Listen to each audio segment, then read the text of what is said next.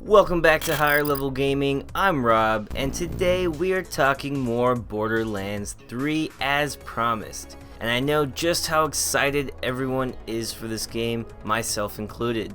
Today we're talking every improvement in Borderlands 3 from Borderlands 2, and let me tell you, there is a lot of them, so let's get right into it. Let's start with some gun talk. Every single gun has an alternate firing mode. This is incredible. So from bullets to missiles, fire rates, different ranges, etc., all kinds of stuff, which will make every gun you pick up twice as likely to be worth using and twice the fun. Some specific classes of guns have improved. Tedious Tediore guns now do far more interesting things than creating a small explosion when thrown. And that was always something that bored the shit out of me when playing Borderlands 2. It did this teeny little explosion, typically didn't even take a lot of damage off the enemy's health bars if you could hit them with it, because I'm typically going for cover when I'm reloading. It always just felt unnatural and unnecessary to me. Now those guns when thrown though do some crazy shit, like creating fields of deadly energy balls, or becoming a walking fucking gun. A walking fucking gun. That's beautiful. That's truly beautiful. Hyperion weapons now have shields, which makes sense because they're supposed to be the most advanced weaponry in the game. There's going to be more elemental damage types added to the game, which will spice things up a little bit further as far as ammo goes. This variety in combat will make things kind of like Pokemon, where the more elements, the more diverse and strategic combats become, where you're trying to use the most effective ammo type on the enemy. They've also replaced the slag element with a radiation element. I feel like they could have just added a radiation element and kept slag as a more exclusive weapon type, but that's just me. There is going to be more depth to the shooting. Cover now degrades in the game and will change how you play a lot, because personally, hunkering down was a typical strategy that might be less of an option because of the improved cover mechanics. Not to mention being able to nail those psychos right in the face through cover. Speaking of murdering maniacs, there's going to be more gore and more disembodiment in this game, because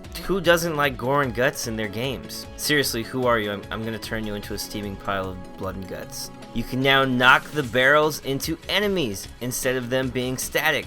Another way that combat will be largely improved and change the dynamic of every fight. Oil is in the game in many interesting and interactable ways, and it's a flammable source, so there's going to be way more fire shenanigans and more interesting methods of making that happen. Just tons more ways to choose how you fight each fight and interact with all of the environments around you. This will assuredly lead to more fun combat. As far as fighting goes, you have a lot more skills and abilities too. You have 3 active abilities for each combatant. There's going to be 3 active abilities for each main character. This I wanted from the beginning of starting Borderlands 2 for the first time. Having just one got boring fast. So fast.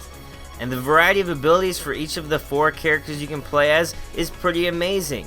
You've got psychic powers, traditional combat abilities, battle pets with flak. Needless to say, every character will feel a lot more unique, and you'll be able to better refine your very own playstyle.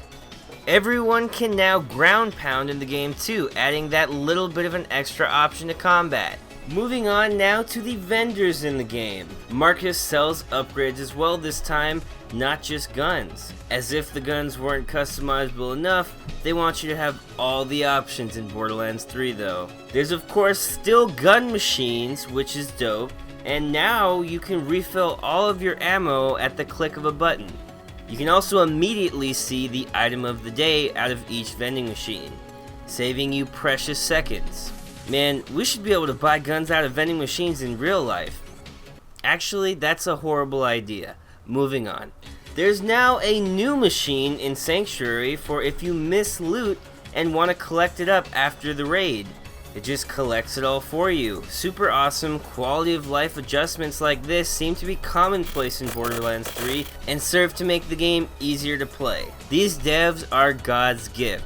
They said to themselves, how can we just make this game as fun as possible and as easy to get into as possible? Almost the opposite of most AAA game studios. There is now loot instancing and scaling when you play multiplayer, meaning you no longer have to worry about playing with other people and the guns being garbage for one person and the enemies being almost impossible to kill. It all scales to your level now, so a level 50 player does as much damage in a gunfight to enemies as a level 2 player, who proportionately will take damage in return. Now, you can turn this new feature off, but why would you want to stop yourself from being able to enjoy multiplayer with your noob friends? Sticking to their guns metaphorically with Moxie's titties, and literally because, well, you know Borderlands, Moxie's titties are still out there this time. They aren't gone, they didn't censor her character, as a lot of people suspected they might have. They do look smaller to me, but I'm a bit of a size king. This is a decision that I respect, because I actually don't like the idea of stripping any and all sexuality from video games. That's not a world I want to live in personally. So yes, I'm glad her big toddies are back. Sue me. It will also be much larger. It was huge already, and I'm talking about the game map now. I remember Borderlands actually being pretty damn big, with a lot of diverse environments, but this one seems to be ramping that up to 11, and I'm stoked to put maybe like hundreds of hours into this thing. This game isn't just about Pandora anymore either. You have a hugely improved scope and are now going to be catching a ride between planets. Catch a ride! And as for that ride, Sanctuary is now a spaceship. It was before, but it is now too. And in space.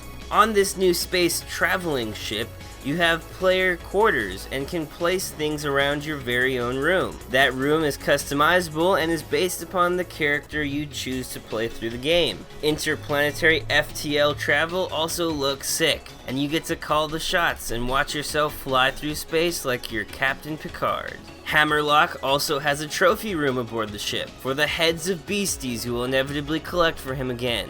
And there's not just amazing new alien environments, but also gigantic futuristic cities to fight through as well. Speaking of alien environments though, you can get ready to go to Dagobah because they've got a swamp planet.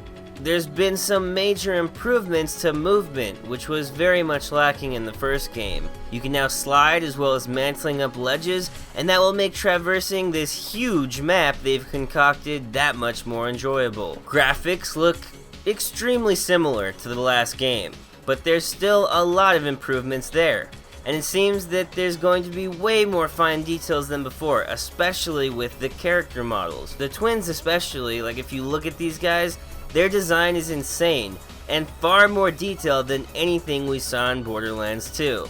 These new big bad evil guys are based upon real life streamers, which is hilarious and pretty perfect for gaming, very meta, and might I add, political. But I mean, the game was already very anti-capitalism last time around. That's as political as it gets. Handsome Jack was the embodiment of why money is evil. There's of course going to be more enemies in this bigger world they've given us, and more monsters, of course, loads of them.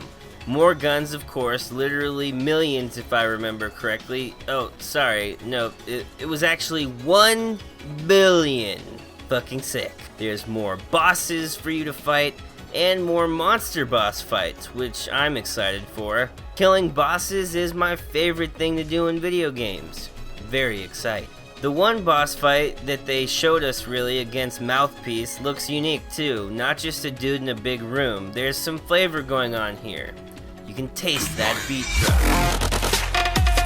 I hope that all of the boss fights and environments for the bosses are as intriguing on their own as this one was, because it does seem to be part of the main storyline, and so maybe some more work went into it. You also still have a lot of the same enemies in this game, and that includes little people. But they're going to be called tinks instead of midgets because, you know, basic decency. It's not nice to call little people midgets.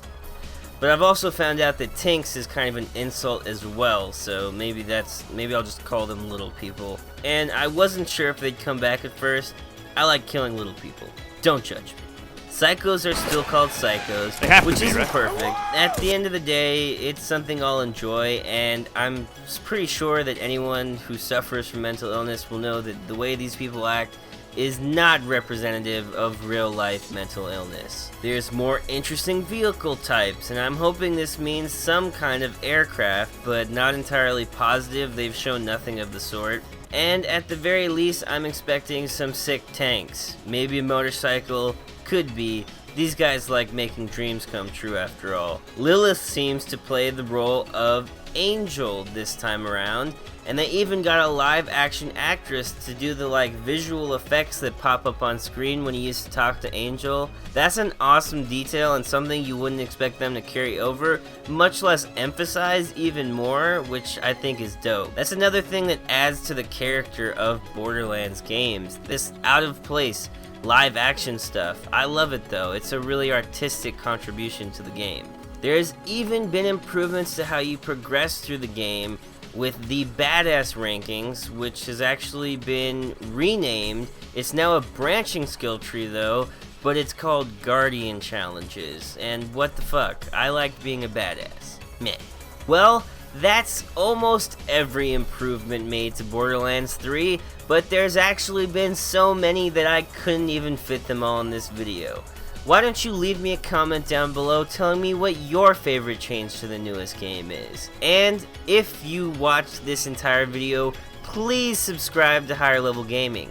We are really trying to expand our channel, putting out great high quality content like this all the time. This channel could use any support you're willing to give us, be that a like, a comment, a share, whatever you can do, we thank you. But above all else, don't forget to go play some video games and have a nice day.